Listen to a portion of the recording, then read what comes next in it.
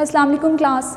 Next हमारा topic है Schrodinger wave equation for particle in 3 dimensional box. हम लोगों ने 1 डायमेंशनल बॉक्स की एग्जांपल देख ली थी। अब हम देखेंगे कि अगर पार्टिकल x, y और z तीनों एक्सिस में मूव कर रहा है तो उस टाइम में पार्टिकल की एनर्जी कितनी होगी और वेव फंक्शन कितना होगा, या हम पार्टिकल की एनर्जी और वेव फंक्शन किस तरह से कैलकुलेट कर सकते हैं। तो जब हम लोगों ने श्रोडिंगर वेव इक्वेशन देखी थी वो 3 डायमेंशनल बॉक्स के लिए क्या थी, वो थी d² psi over dx² plus d² psi over dy² plus d² psi over dz² plus 8 pi square m over h² e psi is equal to 0। तो ये इक्वेशन नंबर 1 है जो हम लोगों ने श्रोडिंगर वेव इक्वेशन में देखी थी। अब अगर कोई पार्टिकल 3 डायमेंशन में मूव कर रहा है, जैसे ये पार्टिकल है, ये एक्स एक्सिस में भी मूव कर रहा है, वाई में भी और जी में भी, तो उस टाइम में इस पार्टिकल के वेव फंक्शन डिफरेंट होंगे, वो सेम नहीं होंगे। जिस तरह से अब साई है, ये पार्टिकल का वेव फंक्शन है, ठीक है, पार्टिकल की आइडेंटिटी है। अब जब पार्टिकल एक्स एक्सिस में मूव कर रहा है उस टाइम में इसका साई जो है वो कुछ और होगा, एक्स, वाई और जी, ठीक है, 3 एक्सिस हैं। अगर ये एक्स एक्सिस में मूव कर रहा है तो उस टाइम में ये साई होगा एक्स, अगर ये वाई एक्सिस में मूव कर रहा है तो ये साई होगा वाई, और इसी तरह अगर पार्टिकल जी एक्सिस में मूव कर रहा है तो ये साई होगा कैपिटल जी। ये हमारे पास इक्वेशन नंबर 2 है। अब हम इक्वेशन नंबर 2 को डिफ्रेंशिएट कर लेते हैं। पहले हम करते हैं विद रिस्पेक्ट टू एक्स, उस टाइम में वाई और जी कॉन्स्टेंट्स होंगे। सेकेंड टाइम में हम करेंगे विद रिस्पेक्ट टू वाई, उस टाइम एक्स और जी कॉन्स्टेंट्स होंगे। और तीसरी बार में हम करेंगे जी, उस टाइम एक्स और वाई कॉन्स्टेंट्स होंगे। तो यहाँ पे हम इसे डिफ्रेंशिएट करते हैं, हम इसे डबल डिफ्रेंशिएट करते हैं, इसका डबल डेरिवेटिव ले लेते हैं। तो पहले हम लेंगे विद रिस्पेक्ट टू एक्स, वो होगा d² psi over dx² is equal to, इस टाइम में y और z कॉन्स्टेंट्स हैं तो y और z कॉन्स्टेंट होंगे, d² x ओवर dx²। ये इक्वेशन नंबर 3 आ गई। उसके बाद हम क्या करेंगे, अब इसको डिफ्रेंशिएट करेंगे विद रिस्पेक्ट टू y, तो ये होगा d² psi over dy² is equal to, x और z कांस्टेंट हैं, x और z कांस्टेंट्स होंगे तो d² y ओवर dy²। ये इक्वेशन नंबर 4 है। हम विद रिस्पेक्ट टू, ये देखेंगे विद रिस्पेक्ट टू y था, अब हम करते हैं विद रिस्पेक्ट टू z, तो ये होगा d² psi over dz² is equal to, अब x और y कांस्टेंट्स हैं, x y कांस्टेंट, तो d² z over d small z²। ये इक्वेशन नंबर 5 है। अब हम इक्वेशन नंबर 1 में इक्वेशन नंबर 2, 3, 4 और 5 की वैल्यूज़ पुट कर देंगे। ये देखिए साई है तो यहाँ पर साई की वैल्यू पुट कर देंगे। उसके बाद ये हमारे पास है d² साई ओवर dx², इसकी वैल्यू ये पुट कर देंगे। d² साई ओवर dy², इसकी वैल्यू ये वाली पुट कर देंगे। d² साई ओवर dz² की वैल्यू ये वाली पुट कर देंगे। तो हम वैल्यूज़ पुट करके नेक्स्ट इक्वेशन लिखते हैं।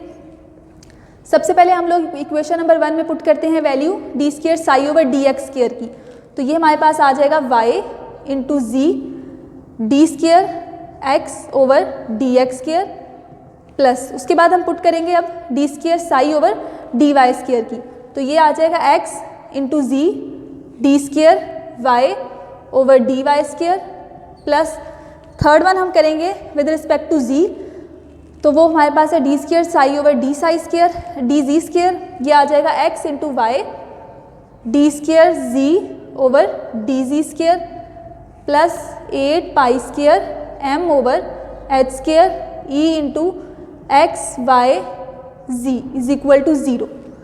ठीक है, ये हमारे पास इक्वेशन आ गई है, पूरी इक्वेशन आ गई है। हमने साई की जगह भी x, y, z पुट कर दिया। अब इस पूरी इक्वेशन को सिंप्लीफाई करने के लिए हम इसको डिवाइड कर देंगे x, y इंटू जी के साथ। ठीक है, इस पूरी इक्वेशन को हमने डिवाइड कर देना। जब हम इसको डिवाइड करेंगे तो यहाँ पे y और z है, ये इस y और z से कैंसिल आउट हो जाएगा, बाकी हमारे पास क्या रह जाएगा 1 over x, d² x over dx² plus x और z कैंसिल आउट हो जाएंगे, बाकी हमारे पास क्या रह जाएगा 1 ओवर y, तो 1 over y d² y over dy² plus x और y कैंसिल आउट हो जाएंगे, बाकी रह जाएगा 1/z। तो ये है 1/z, कैपिटल Z है, d² z over dz² plus 8π² m/h² e। बाकी x y z cancel out हो जाएगा, इज इक्वल टू 0। तो ये हमारे पास आ गई इक्वेशन नंबर 6। अब हम इस इक्वेशन नंबर 6 को रीअरेंज कर लेते हैं। जो एनर्जी वाली इक्वेशन है उसे हम इक्वेशन की दूसरी साइड पर ले जाएंगे। तो ये हमारे पास आ जाएगी 1/x d² x/dx² plus 1/y d² y/dy² plus 1/z d² z/dz² is equal to minus 8π² m/h² into e। ठीक है, अब ये हमारे पास इक्वेशन आ गई है, सिंप्लीफाइड इक्वेशन। इस इक्वेशन के थ्रू हम लोग एनर्जी को कैलकुलेट कर लेंगे। अगर हम लोग देखें कि हमारे पास वेरिएबल्स y और z कांस्टेंट हैं, उस टाइम में भी x की जो इक्वेशन है, ये वाली इक्वेशन, वो एनर्जी के ही इक्वल होगी। इसी तरह अगर x और z कांस्टेंट्स हैं, ये y की वैल्यू इसी एनर्जी के इक्वल होगी। और अगर y और x कांस्टेंट्स हैं, उस टाइम में ये एनर्जी की वैल्यू इस z के इक्वल होगी। हम इसको यूँ भी लिख सकते हैं 1/x d² x/dx² is equal to minus 8π² m/h² e x। ठीक है, इसी तरह 1/y d² y/dy² is equal to minus 8π² m/h² e y। 1/, ये मैंने जो y लिखा है ये इसके सबस्क्रिप्ट में लिखा है, बिल्कुल छोटा सा करके x और y, ताकि पता लगे कि ये हमारे पास x एक्सिस की एनर्जी है जब पार्टिकल x एक्सिस में मूव कर रहा है, जो पार्टिकल y एक्सिस में मूव कर रहा है तो ये उसकी एनर्जी है। 1/z d² z/dz² is equal to minus 8π² m/h² e into z। ठीक है, अगर पार्टिकल हमारे पास x एक्सिस में मूव कर रहा है तो उसकी एनर्जी हम यहाँ से कैलकुलेट कर सकते हैं, ये इक्वेशन नंबर 7 है। अगर पार्टिकल y एक्सिस में मूव कर रहा है तो उसकी हम एनर्जी यहाँ से कैलकुलेट कर सकते हैं, इक्वेशन नंबर 8 से। और अगर z एक्सिस में है तो हम इक्वेशन नंबर 9 से उसकी वैल्यू को कैलकुलेट कर सकते हैं। इस इक्वेशन को हम मज़ीद सिंप्लीफाई भी करके लिख सकते हैं।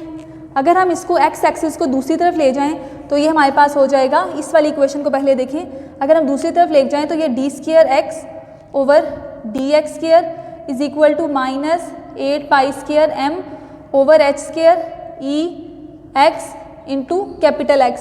इसी तरह y एक्सिस को अगर लिखें तो y एक्सिस पे ये हो जाएगा d² y/dy² is equal to minus 8π² m/h² e y into capital Y।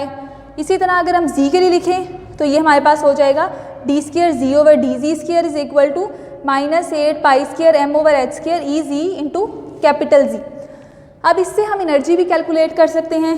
तो हम इससे जो एनर्जी निकालेंगे वो एनर्जी निकलेगी इस वाली इक्वेशन से, या इस वाली इक्वेशन से एनर्जी जो निकलेगी वो हमारे पास होगी ई एक्स की energy n² x into h² over 8m a² की। ठीक है, बिल्कुल उसी तरह से जिस तरह से हमने 1 डायमेंशनल बॉक्स के लिए एनर्जी को कैलकुलेट किया था, उसी तरह से हम इसकी एनर्जी को कैलकुलेट करेंगे।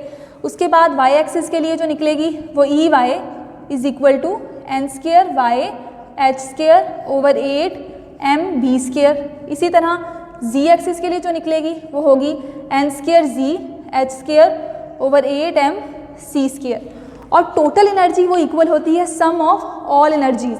तो टोटल एनर्जी हमारे पास इक्वल किसके होगी, E, वो इक्वल होगी e x plus e y plus e g के। तो ये energy is equal to n² पहले y के लिए h² over 8ma² plus n², sorry ये पहले वाली जो है वो x है, दूसरी y होगी h² ओवर 8mb² और plus nz² into h² over 8mc²। अब वेव फंक्शन किस तरह से निकलेगा, हमें पता है जो x एक्सिस है उसके लिए वेव फंक्शन x होगा। ठीक है, हमने साई को रिप्लेस कर दिया है x के साथ, तो ये होगा 2 over √a sine n pi x over, अब यहाँ पर जो लेंथ है वो हम लिखेंगे a, y एक्सिस के लिए 2/b √ साइन n पाई, अब x की जगह हम लिखेंगे y और a की जगह पे b। इसी तरह z के लिए हम निकालेंगे तो वो 2/c √ साइन n पाई z/c। तो ये इन तीनों का वेव फंक्शन निकल आएगा। वेव फंक्शन क्या है? वो प्रोडक्ट है इन तीनों का, product of x × y × z। तो ये हमारे पास आ जाएगा 2/a √ साइन n पाई x/a × 2/√b साइन n पाई y/b × 2/√c साइन n पाई z/c। तो ये हमारे पास है वेव फंक्शन किसी भी पार्टिकल का जब वो 3 डायमेंशनल बॉक्स में मूव कर रहा है, और ये एनर्जी है जब कोई भी पार्टिकल 3 डायमेंशनल बॉक्स में या 3 डायमेंशंस में मूव कर रहा है।